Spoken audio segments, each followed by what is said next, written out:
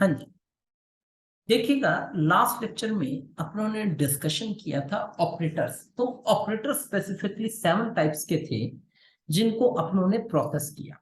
अब अपने पास में स्पेसिफिकली ऑपरेटर से आगे के पार्ट को देखें तो पाइथन टोकन्स में अपने पास में जो नेक्स्ट जो पॉइंट है अपने पास में, वो क्या है? नेक्स्ट पॉइंट क्या था? ऑपरेटर्स तक का पॉइंट कंप्लीट किया, ऑपरेटर्स के बाद में डेटा टाइप लास्ट पॉइंट अपने पास में है। तो अब डेटा टाइप्स को थोड़ा बहुत देखते हैं। अब डेटा टाइप्स क्या है, देखो, सबसे पहली चीज तो समझिएगा, जो कि पाइथन जो है वो डायनामिक टाइप लैंग्वेज है। क्या है? डायनामिक टाइप लैंग्वेज है। तो इस लाइन का मीनिंग क्या हुआ?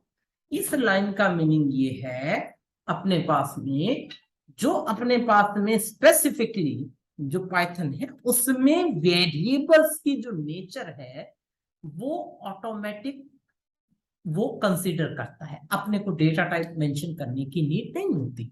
जैसे कि अदर प्रोग्रामिंग में यदि मुझे सी प्रोग्रामिंग में इंटीजर ए मुझे बताना पड़ेगा, यदि मुझे 10 वैल्यू देनी है तो मुझे पहले बताना पड़ेगा कि भाई ये जो इंटीजर ए है, इंटीजर आपकी डेटा टाइप है।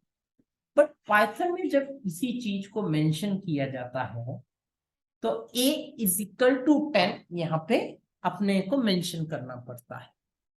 ठीक है, ए इज इक्वल टू 10 यहाँ अपने को ये चीज मेंशन करनी पड़ती है।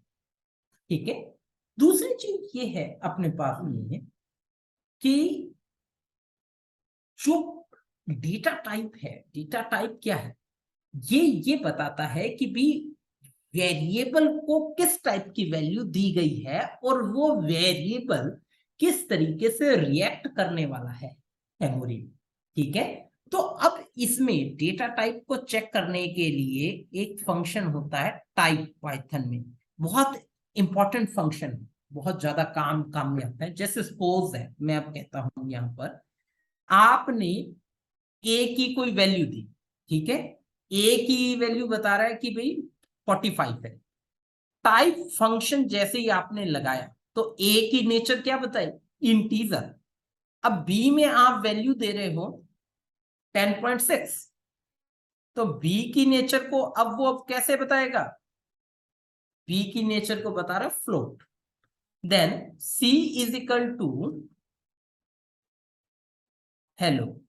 अब टाइप देखिएगा, नेचर बदलती जा रही है, आप सिर्फ वैल्यू असाइन कर रहे हैं, कोई डेटा टाइप मेंशन आप नहीं आप कर रहे, फिर भी वैल्यूज बदलते ही जा रहे हैं।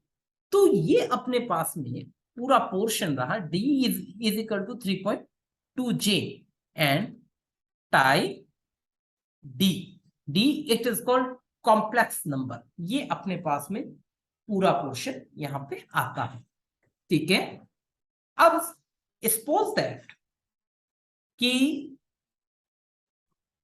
अपने जब भी इसे प्रोसेस करते हैं, प्रोसेस करने से मीनिंग तो पाइथन में डेटा टाइप जो होती है वो डायनेमिकली प्रोसेस करता है। तो अब कितने तरीके की डेटा टाइप्स है जो कि पाइथन सपोर्ट करता है यहां पर अपने को? सबसे पहले है न्यूमेरिक टाइप। न्यूमेरिक में अपने पास में इंट है, फ्लोट है और कॉम्प्लेक्स है। ठीक है, second thing sequential data type.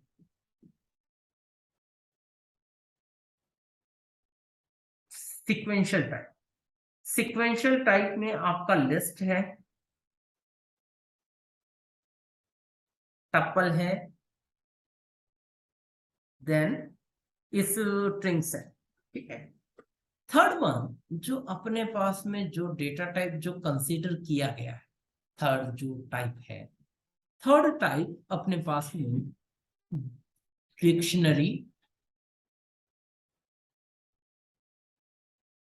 Dictionary में अपने पास में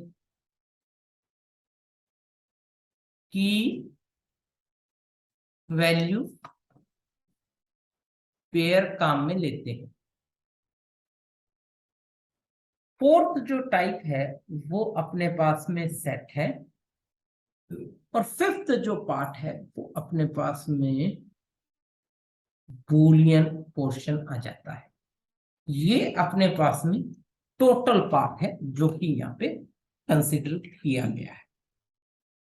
ठीक है, तो अपने पास में क्या हुआ, 1 2 3 4 5 टाइप्स है। ठीक है, तो ये डेटा टाइप्स है, पर वैल्यूज तो वो ऑटोमेटिक असाइन करता है, और उसे पता करने के लिए अपने पास में यहाँ पर टाइप नाम से फंक्शन बना हुआ है।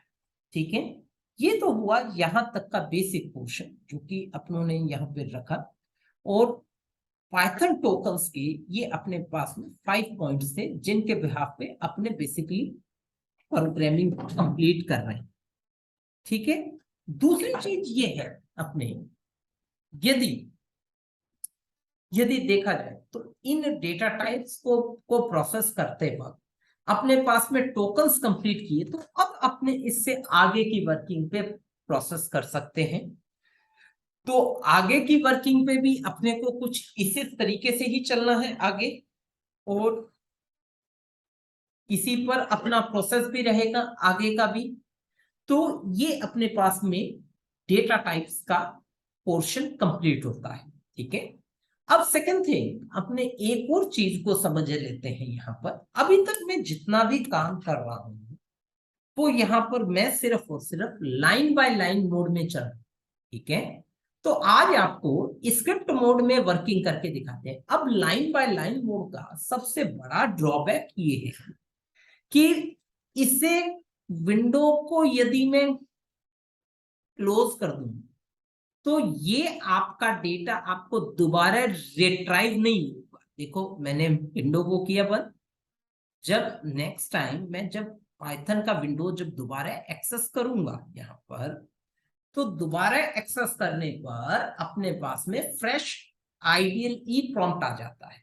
ठीक है, अब सेकंड थिंग, इस स्क्रिप्ट मोड में जाने के लिए सबसे पहली चीज तो अपने को फाइल में जाना है, न्यू फाइल ऑप्शन पे जाते हैं। ठीक है, अब न्यू फाइल ऑप्शन पे जाने पर सबसे पहला आप प्रिंट प्रिंट का मैसेज लिया, देन मैंने कुछ लाइंस बना दी, देन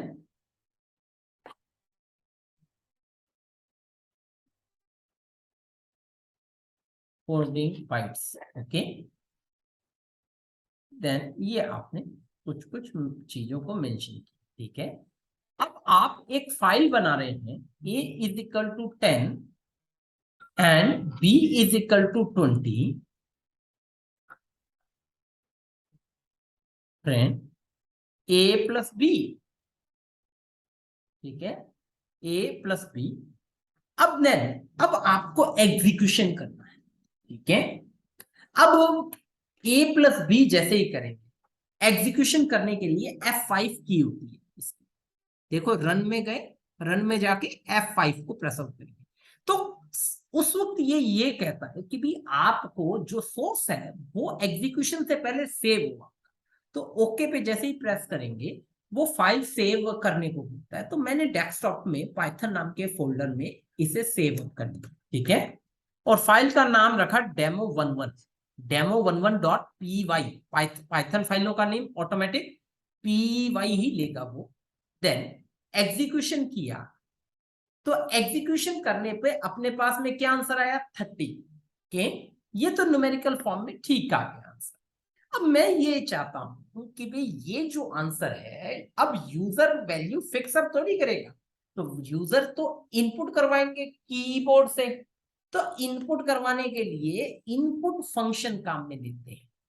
ठीक है, enter the first value. Okay, तो अब ये यूजर से इनपुट करवाएगा, कर्सर रुका रहेगा वहां।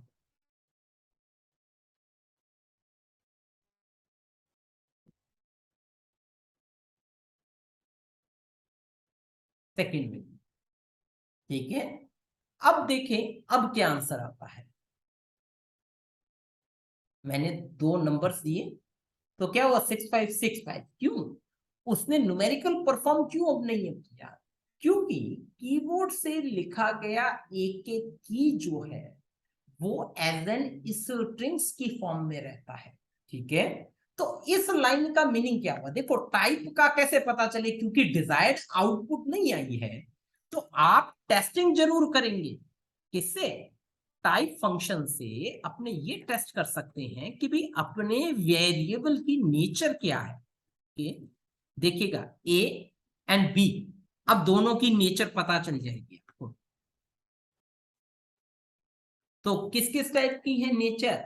जो 65 और जो 34 है, दिस इज द बेसिकली इस स्ट्रिंग्स टाइप के हैं दोनों के दोनों। तो इस स्ट्रिंग्स में अर्थमेटिक ऑपरेटर जो प्लस है वो वैल्यू एक्चुअल में प्लस नहीं करता, कॉन्केटिनेट कर देता है।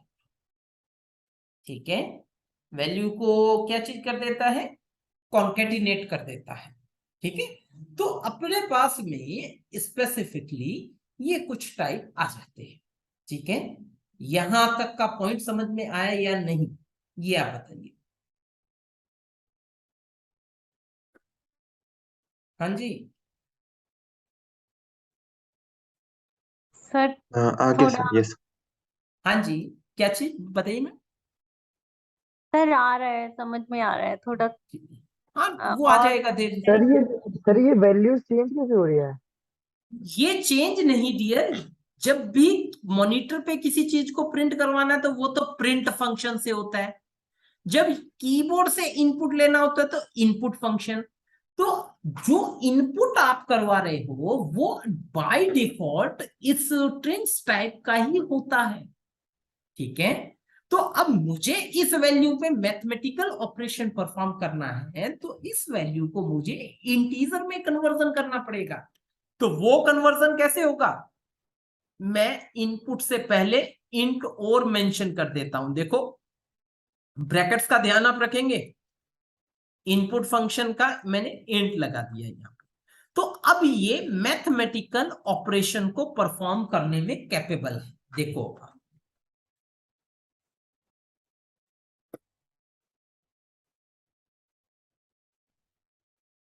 क्या हुआ, इंटीजर कन्वर्जन कर दिया गया, तो उसका टोटल 149 उसने प्रेजेंट, अपने को 149 उसका आंसर प्रेजेंट कर दिया है। ठीक है, यहां तक का पॉइंट समझ में आया या नहीं? ठीक है, तो Yes, अपने sir. को कन्वर्जन जरूर करना पड़ेगा यदि मैथमेटिकल ऑपरेशन करना। अच्छा, बट इंटीजर दिया है तो ये नॉन डेसिमल नंबर कभी भी एक्सेप्ट नहीं है करता। तो यानी कि 54, सेकंड वन इज 55.5, मैंने अब फ्लोटिंग पॉइंट नंबर दिया है, देखेगा एरर आ गया। तो यूजर तो किसी भी तरीके का वैल्यू इनपुट कर सकता है। तो अब दोनों ही तरीके की वैल्यूज को पुटअप करने के लिए एक फंक्शन तो था इंट आपका, एक फंक्शन है जो कि फ्लोटिंग पॉइंट वैल्यू को रखेगा, एक फंक्शन है जो इन दोनों ही टाइप की वैल्यू को प्रोसेस करने में कैपेबल है। जैसी वैल्यू होगी वो उसी नेचर का बन जाएगा। तो अब इसके लिए अपने को कौन सा फंक्शन काम में लेंगे? EVAL, EVAL। ठीक है, देन प्रोसेस किया, देखो अपने आप पहले का टाइप क्या है? फ्लोट, और पहले का टाइप इंट और दूसरे का टाइप फ्लोट आपका, और मैथमेटिकली आपको प्रॉपर रिजल्टिंग वो आपको दे रहा है। ठीक है, तो बेसिकली ये भी एक अपने पास में टाइप और मैकेनिज्म रहा। ठीक है, तो आज के लिए अपनों ने बेसिकली कुछ क्वेश्चंस को भी देखा, और कुछ क्वेश्चंस को देखने के साथ साथ अपनों ने पाइथन के टोकन्स कंप्लीट किए हैं आज। ठीक है, और यदि कोड की बात है तो कोड कुछ इस तरीके से स्क्रिप्ट मोड में लिखा जाता है। फाइल का नाम है demo11.py, और ये फाइल अब सेव्ड है। ठीक है, तो ये आपका स्क्रिप्ट मोड था। तो तो ऐसे ही आप जो काम करने वाले हैं वो इन्हीं फाइल्स में ही करेंगे काम। ऐसे ही फाइल्स डिजाइन करने को बनानी पड़ेगी। तो बेसिकली पाइथन में किसी प्रोग्राम को बनाते हैं तो उसे पाइथन नहीं बोलते, उसको स्क्रिप्ट बोला जाता है पीएलडी में। ठीक है, तो आज के लिए सेशन को यहीं तक रखते हैं, यहीं पे बाइंड अप कर रहे हैं सेशन। और यदि किसी का कोई डाउट है तो ये आप बताइएगा प्लीज।